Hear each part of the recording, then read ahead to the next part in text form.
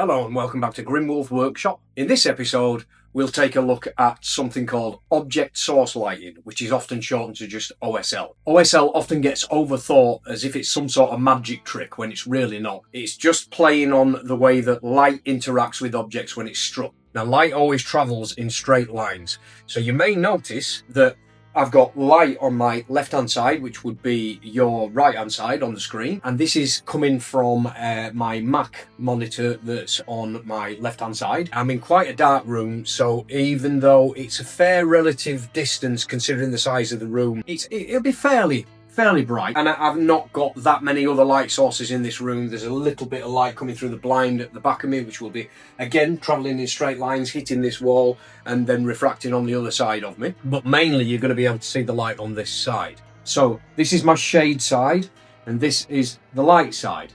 Now, what we want to recreate when we're looking at the miniatures is something a little bit more deliberate so that you can show it in a more dramatic light. No pun intended. So to try and emphasize that, I'm going to show what kind of thing we're going to try and recreate by using a black light that I've got here.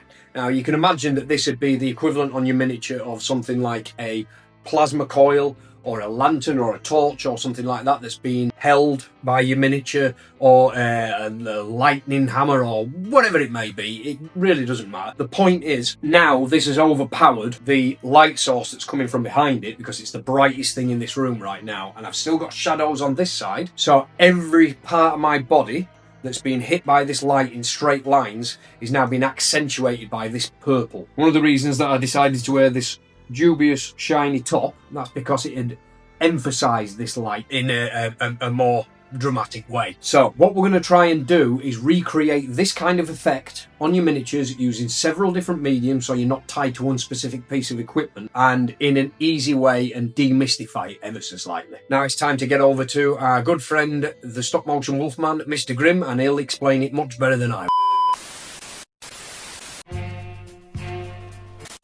The three methods in question will be airbrush, dry brush and sponge. In that order. Enough waffling, let's get on with it. Roll credits.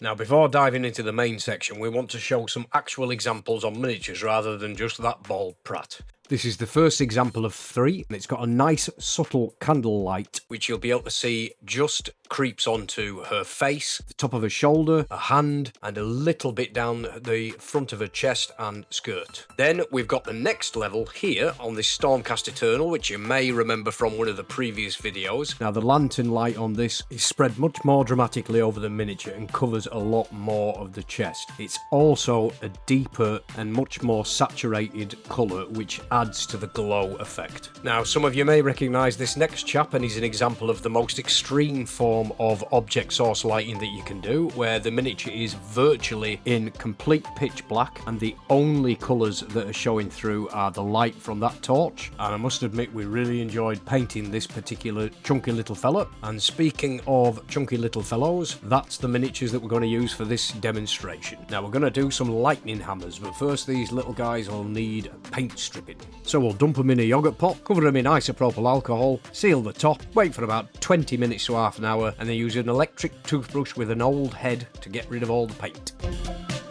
A little longer than a few minutes later. I've now applied a multicoloured zenithal under priming with a green base coat, a purple mid-tone, followed up by a light beige, and then finally topped off with white. And then I used, just to give it a little bit of extra depth, some Griff Charger Grey contrast paint, and then I went back over the zenith with a tiny bit more of that purple and a white to top it off. The lighting above my painting table is quite bright, but hopefully you should still be able to see subtle hints of the purple underneath. The hammers are going to be the object sourcing the light on these particular miniatures. Lightning hammers, and we'll try to make the light emanate from that focal point on each miniature. And I've decided to go with a nice light teal blue. I had considered green and also yellow, but blue will work nice for lightning. The airbrush is the first of our three methods that we'll be showing today. I've thinned down the paint and I'm now testing it on my glove to make sure I've got the airflow and the consistency right. The safest angle to start with the airbrush is underneath the actual object itself, as paint travels in straight lines in exactly the same way that the light does. So we're going to tint the actual object itself first and then spread it onto the miniature from that source point in exactly the same way that the light would. So it's going to creep over the back of the head, the top of the shoulder, the gauntlet where the hammer is being held itself, and then maybe a little bit of the back of the shield, his knee that's closest to the hammer, and a little bit of the cloak on the chest, and again the cloak down the bottom of the knee. This will spread naturally as the paint does flow as it's being sprayed that direction anyway. And as always with airbrushing, remember short controlled bursts. Let the airbrush do the heavy lifting.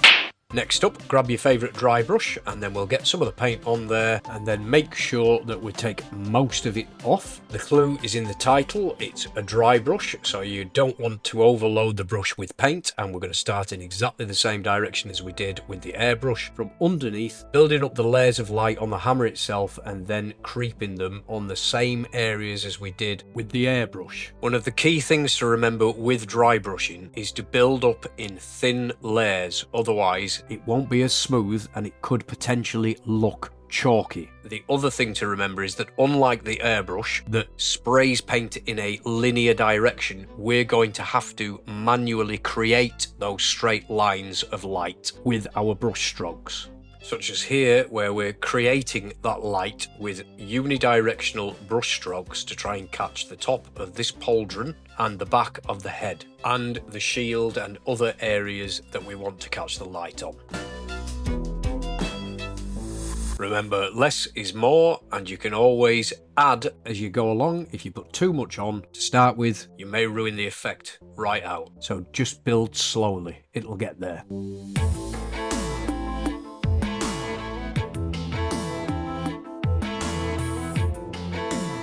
Last but by no means least, it's the sponge method. Now I am removing excess paint from the sponge on my thumbnail in a similar way to we would do with the dry brush. We don't want to apply too much at once, and we're trying to catch the edges, starting in exactly the same areas from underneath and then spreading round on exactly the parts of this miniature as we have on the other ones, catching the edges and trying to smoothly spread that light. As with the dry brush, we will have to manually create the direction of light with the sponge ourselves. The sponge being used for this method isn't particularly specialised or expensive, it's just a cheap basic makeup sponge. You may have seen sponges being used by other YouTubers to create grimdark effects. One of the main differences between this method and that is that requires small chunks and bites to be taken out of the sponge to create gaps so that the paint being applied can look like random dirt speckles and filth. However, we want the opposite. We want our sponge to stay nice and smooth because we're creating the spread of light. Whilst this video concentrates purely on creating the object source light as part of the underpainting or priming stage, I will create another video showing how to actually paint the miniature once this has been achieved. As seen by the examples at the beginning of the video, there are different approaches that can be taken, and these can be used to dial up or down the intensity of the light, as seen by the examples of the lady with the candlelight on her face compared to Schwarzenegger. One being dim, gloomy horror light, the other being pitch black with intense flame. So let's have a look at them all now lined up next to each other. Sponge, this has achieved the effect very nicely. It's smooth, it's covered all the areas that I wanted it to,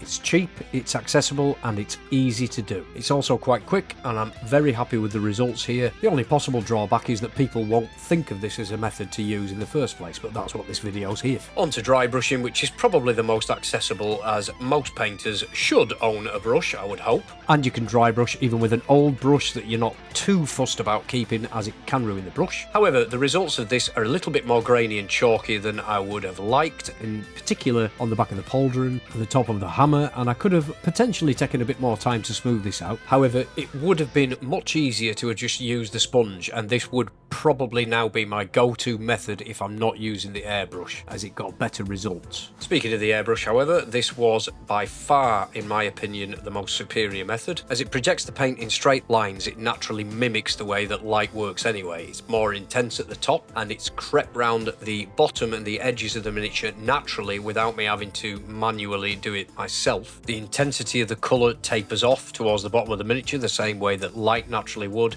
This just wins all round in my opinion. So go airbrush, if not sponge, and then if not, dry brush still works. If you found this useful, please like, comment, share and subscribe. It really helps me out. Thank you very much. See you next time.